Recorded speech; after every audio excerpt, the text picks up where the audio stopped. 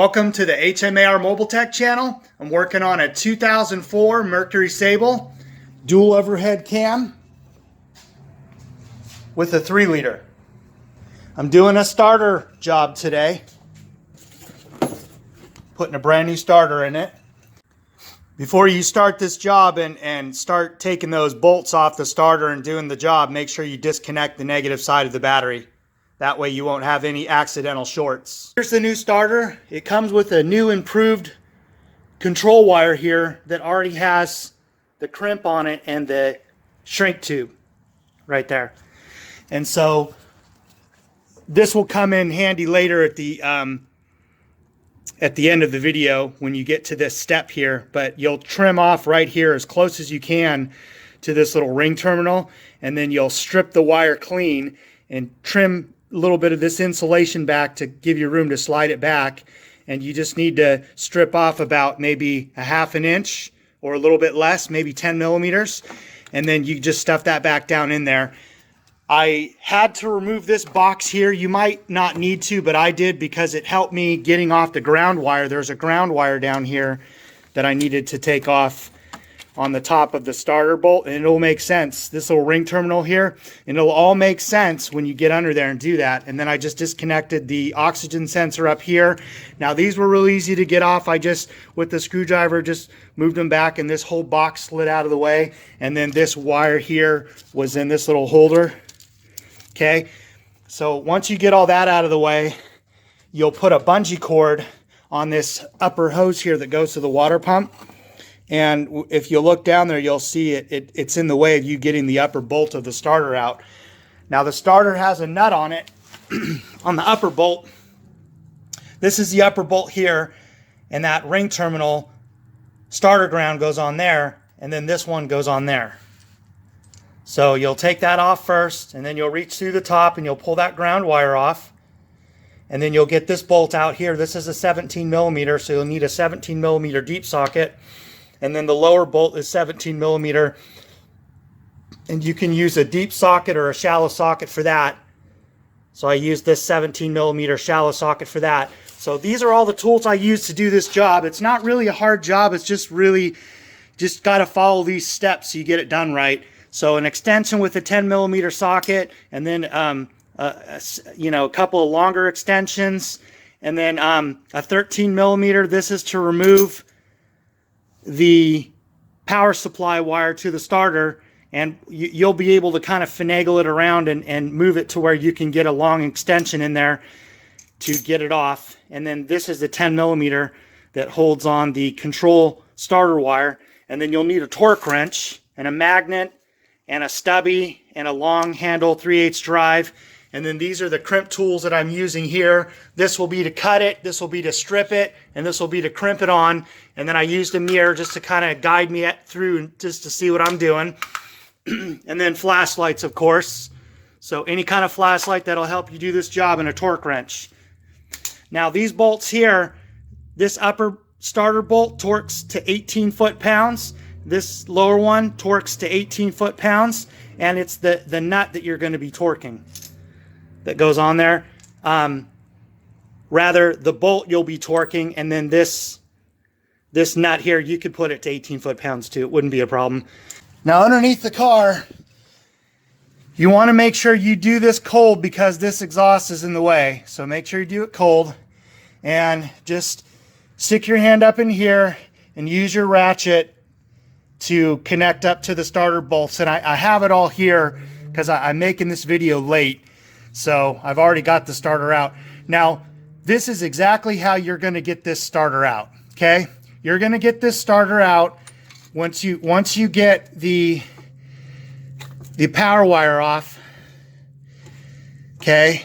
That with that 13 millimeter nut that holds it on, you'll turn the starter until you get the solenoid of the starter all the way to the left side. This is going to be the driver's side. Under here, it's going to look to the left, but it's going to be towards the driver's side.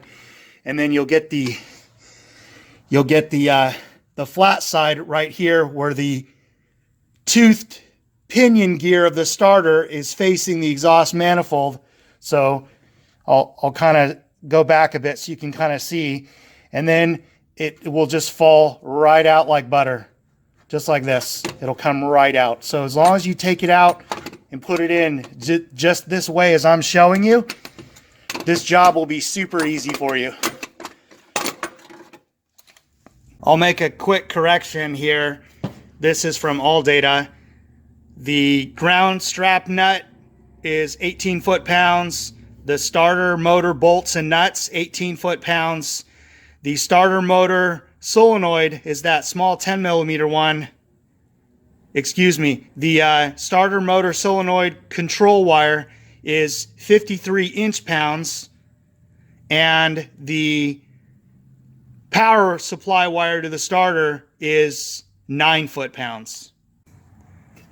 This is another pro tip I'd like to share with you. Anytime you do a starter job, and I mean, if you forget, it's all good, but what I like to do just to ensure that the job isn't going to have any problems, and since this starter is kind of a, you know, effing pain in the ass to get out, what you should do is get a torque wrench. It doesn't have to look like this one. This is my TPMS torque wrench, and remember this nut here, ALLDATA said 9 foot-pounds, but you can go 7 or 8 foot-pounds. It wouldn't make a difference because it has a lock washer. Now this is your starter motor wire here, and this one here, you can torque this one to about 6-7 foot-pounds. So just make sure that you do all this.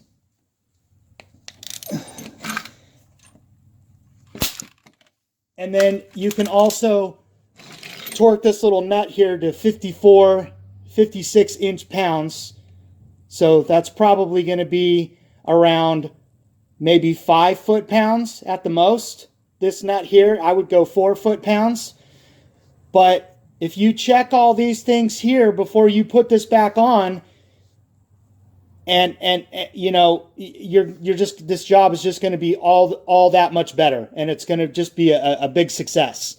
But if you don't check all these and they happen to be loose, because these, you have to realize that these starters come from a rebuilder, and these rebuilders, you know, who knows what they're doing. So you just want to go in there and double check everything, because they do it there, but it's always good to double check. And one thing I noticed too is just when you're torquing it, just try to keep this plastic plate, hold this plastic plate here steady like that as you're torquing stuff. That way this doesn't move out of alignment here. So I slid the new starter in exactly how I showed you, where the pinion teeth will be facing here and the solenoid will be over here. And then, so once I got it up in there, I turned it. This is how it was positioned when I took off the starter power wire and when I took off the control wire for the starter solenoid. And as you can see there, it only fits on one way. It's got like a little flap that goes on this way.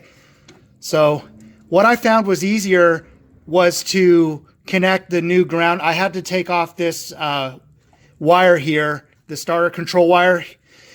And then what I did is I pulled up the harness wire, the control wire, and then that's when I did my crimp connector up top.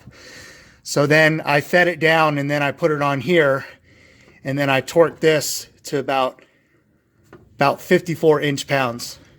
And then I torqued this one here to about 8 foot-pounds. This is the starter power wire.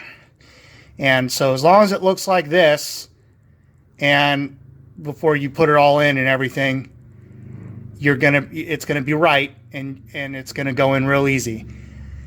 And what I noticed too is that route the wires around the outer part of the hose, because that's how they came off. The hose that goes to the bottom of the water pump there, and then they should be totally out of the way. If you got to use zip ties to secure them out of the way, that wouldn't be a bad idea if you needed to. If not, you'll know once you get it up in there. And then the rest of the job is just basically putting the starter up into position and getting your bolts started, and then torquing them to 18 foot-pounds. Don't forget about that ground strap that goes on the starter. It might not start. In this shot, you can see that these are the two holes here that hold the starter onto the engine transmission. And then there's these two little pins that look like metal dowels or wooden dowels, but they're metal, aluminum. And these are the little locating pins here that go on to the side that help you, the side of the motor, to help you get it all lined up. Once you get the bolts in finger loose, what you want to do is you'll get two wrenches on there. You want to evenly tighten a little bit on the top and a little bit on the bottom, and you want to keep that starter constantly lined up as it's getting tighter on the engine. You wouldn't want to just tighten one bolt all the way and then just, you know, go up to the other bolt and tighten that one up next. So you want to kind of do them both evenly. You probably wouldn't have an issue if it just lined up and you got one bolt in all the way, but just to be safe and do the job right, make sure you tighten a little bit on the lower one and a little bit on the upper one, and so you get it evenly bolted on there to the side of the transmission and engine there where it's mounting up, and you shouldn't have any issues. And then you'll get up there with your torque wrench and get them to 18 foot-pounds, those bolts. If you follow these steps and do what I tell you to do, like I always say, do the basics brilliantly. Subscribe, like, and share. Appreciate you watching. See you on the next video.